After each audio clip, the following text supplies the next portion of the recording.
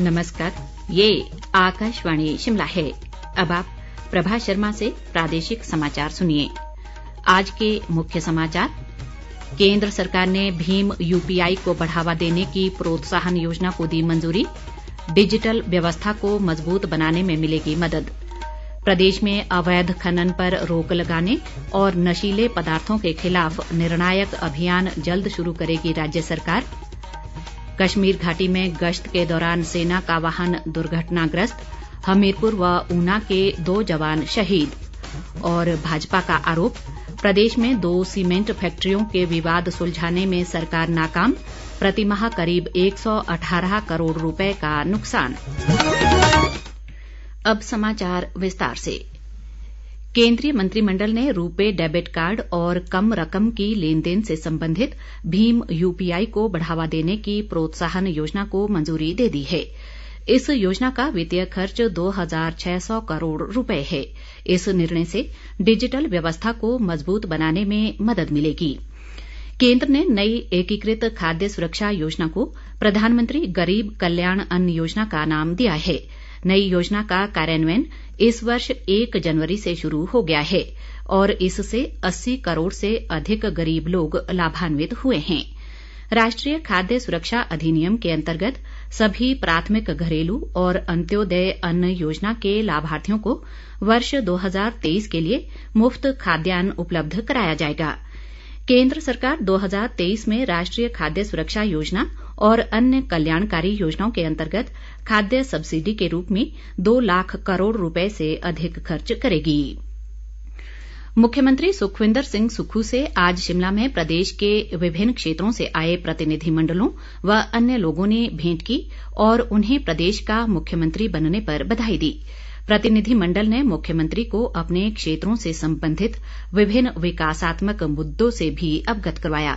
मुख्यमंत्री ने प्रतिनिधिमंडलों की मांगों और सुझावों को सुनने के बाद उन्हें विश्वास दिलाया कि वर्तमान राज्य सरकार प्रदेश की जनता की उम्मीदों पर खरा उतरने के लिए नए जोश व प्रतिबद्धता के साथ कार्य करेगी। उप मुख्यमंत्री मुकेश अग्निहोत्री ने कहा है कि प्रदेश में अवैध खनन पर रोक लगाने और नशीले पदार्थों के खिलाफ जल्द ही एक अभियान शुरू किया जाएगा। ऊना जिला के घालूवाल में जनसमस्याएं सुनने के बाद विभिन्न विभागों के अधिकारियों के साथ क्षेत्र से संबंधित मामलों की समीक्षा करने के दौरान आज उन्होंने ये बात कही। मुकेश अग्निहोत्री ने संबंधित अधिकारियों को खनन माफिया पर कड़ी नजर रखने और नशे की रोकथाम के प्रति जागरूकता अभियान चलाने सहित इस तरह के मामलों को पड़ोसी राज्यों के साथ उठाने के निर्देश दिए। उन्होंने कहा कि स्वां नदी के तटीकरण पर 1500 करोड़ रुपए खर्च किए गए हैं और इस नुकसान पहुंचाने वालों के खिलाफ कड़ी कार्रवाई होनी चाहिए। उप मुख्यमंत्री ने कहा कि बीत क्षेत्र में करीब 80 करोड़ रुपए की सिंचाई योजना निर्मित की जाएगी और इसकी डीपीआर बनाने के निर्देश दे दिए गए हैं। प्रधानमंत्री नरेंद्र मोदी ने परीक्षा पे चर्चा के इस साल के संस्करण में देश भर के विद्यार्थियों की सक्रिय भागीदारी पर प्रसन्नता व्यक्त की है। नवोदय विद्यालय समिति के एक ट्वीट का जवाब देते हुए प्रधानमंत्री ने कहा कि उन्हें परीक्षा योद्धाओं से परीक्षा के तनाव को दूर करने के तरीकों पर कई रोचक जानकारियां मिल रही हैं। प्रधानमंत्री 27 जनवरी को परीक्षा पे चर्चा के 6ठे संस्करण में विद्यार्थियों, शिक्षकों और अभिभावकों के साथ संवाद करेंगे। कश्मीर घाटी के कुपवाड़ा जिले में आज नियंत्रण रेखा के पास माछिल सेक्टर में एक जूनियर कमीशंड अधिकारी सहित 3 सैनिक गहरी खाई में गिरने से शहीद हो गए। सेना के प्रवक्ता के अनुसार भारतीय थल सेना की 14 डोगरा रेजिमेंट में कार्यरत एक जेसीओ और 2 सैनिकों का वाहन नियमित गश्त के दौरान बर्फ से ढके रास्ते पर फिसलकर गहरी खाई में गिर गया। इनमें हमीरपुर जिले के तलासी खुर्द गांव के 23 वर्षीय अमित शर्मा और ऊना जिले के मंडवारा गांव के 39 वर्षीय हवलदार अमरीक सिंह शामिल हैं। राज्यपाल राजेंद्र विश्वनाथ आर्लेकर, मुख्यमंत्री सुखविंदर सिंह सुक्खू और उप मुख्यमंत्री मुकेश अग्निहोत्री ने सेना के जवानों की शहादत पर गहरा दुख व्यक्त किया है। मुख्यमंत्री ने शोक संतप्त परिजनों से गहरी संवेदनाएं व्यक्त करते हुए सरकार की तरफ से शहीदों के परिवार के सदस्यों को हर संभव मदद का भरोसा दिया है। उप मुख्यमंत्री मुकेश अग्निहोत्री ने शहीद हुए जवानों के परिजनों के प्रति अपनी संवेदनाएं जताते हुए अपने शोक संदेश में कहा है कि राज्य सरकार सेना के जवानों व भूतपूर्व सैनिकों की विधवाओं का हमेशा सम्मान करती है और राष्ट्र के प्रति उनके सर्वोच्च बलिदान को कभी नहीं भुलाया जा सकेगा। केंद्रीय सूचना व प्रसारण मंत्री अनुराग सिंह ठाकुर ने जवानों की शहादत पर गहरा दुख व्यक्त करते हुए शोकाकुल परिजनों के साथ गहरी संवेदनाएं व्यक्त की हैं। प्रदेश कांग्रेस अध्यक्ष प्रतिभा सिंह ने भी इस घटना पर दुख जताते हुए शहीद जवानों के परिजनों के प्रति अपनी संवेदनाएं जताई हैं। प्रदेश भाजपा अध्यक्ष सुरेश कश्यप ने कहा है कि प्रदेश में सुखविंदर सिंह सुक्खू सरकार ने 4 भागों में व्यवस्था परिवर्तन कर जयराम सरकार के अच्छे फैसलों को बदलने का काम किया है। शिमला से जारी एक बयान में उन्होंने कहा कि कांग्रेस सरकार ने जहां डीजल के मूल्य बढ़ाए वहीं 6 CPS बनाकर हिमाचल पर आर्थिक बोझ डाल दिया और शिमला संसदीय क्षेत्र से 5 मंत्री व CPS को अपनी सरकार में जगह देकर क्षेत्रीय संतुलन को पूरी तरह बिगाड़ दिया है। सुखविंदर सिंह सुक्खू सरकार में 600 से अधिक कार्यालयों के अलावा 2 बड़ी सीमेंट फैक्ट्रियां भी इन दिनों बंद पड़ी हैं। सुरेश कश्यप ने कहा कि प्रदेश में सीमेंट फैक्ट्रियों के बंद होने से 30,000 परिवारों की रोजी रोटी पर संकट बना हुआ है और प्रदेश के राजस्व को प्रतिमाह करीब 118 करोड़ का घाटा हो रहा है। उन्होंने आरोप लगाया कि प्रदेश सरकार सीमेंट फैक्ट्रियों के विवाद को सुलझाने का कोई प्रयास नहीं कर रही है।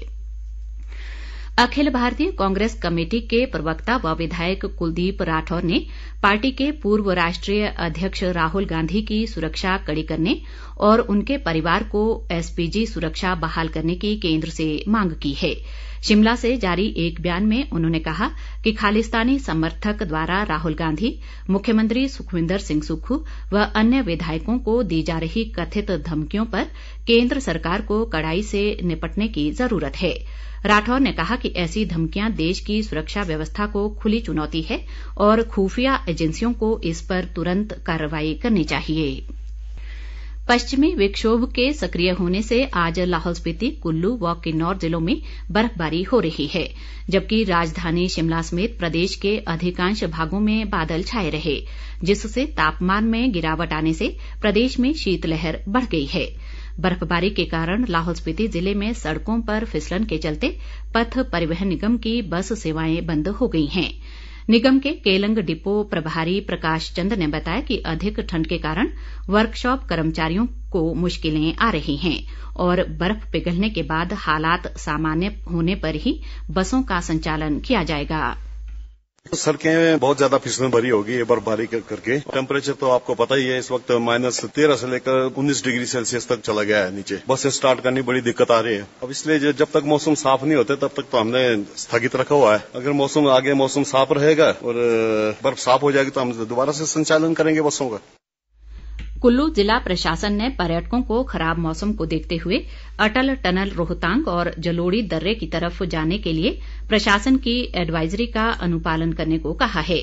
मौसम विभाग ने आगामी 24 घंटों के दौरान प्रदेश के ऊंचाई वाले इलाकों में हिमपात व वर्षा का येलो अलर्ट जारी किया है। विभाग ने एडवाइजरी जारी करते हुए स्थानीय लोगों व पर्यटकों को एहतियात बरतने की सलाह दी है। केंद्रीय युवा सेवाएं व खेल मंत्री और HPCA के मेंटर अनुराग सिंह ठाकुर के प्रयासों से चंबा जिला के क्रिकेट खिलाड़ियों के लिए हेल्पलाइन सेवा शुरू की गई है। चंबा जिला क्रिकेट संघ के संयोजक मनोज शर्मा के नेतृत्व में HPCA के पदाधिकारियों ने इस सेवा का शुभारंभ किया। ये हेल्पलाइन जिले के क्रिकेट खिलाड़ियों को क्रिकेट से जुड़ी जानकारी लेने में मदद करेगी। इस हेल्पलाइन का नंबर 9418602020 रहेगा। इसके साथ ही क्रिकेट गतिविधियों से जुड़ने की चाह रखने वाले युवा भी इस नंबर पर संपर्क कर सकते हैं। मनोज शर्मा ने कहा कि HPCA से जुड़ने के लिए एक पंजीकरण अभियान भी संघ ने शुरू किया है। अंत में मुख्य समाचार एक बार फिर। केंद्र सरकार ने भीम UPI को बढ़ावा देने की प्रोत्साहन योजना को दी मंजूरी। डिजिटल व्यवस्था को मजबूत बनाने में मिलेगी मदद। प्रदेश में अवैध खनन पर रोक लगाने और नशीले पदार्थों के खिलाफ निर्णायक अभियान जल्द शुरू करेगी राज्य सरकार। कश्मीर घाटी में गश्त के दौरान सेना का वाहन दुर्घटनाग्रस्त हमीरपुर व ऊना के 2 जवान शहीद। और भाजपा का आरोप, प्रदेश में 2 सीमेंट फैक्ट्रियों के विवाद सुलझाने में सरकार नाकाम, प्रतिमाह करीब 118 करोड़ रुपए का नुकसान। इसी के साथ ये समाचार बुलेटिन समाप्त हुआ। नमस्कार।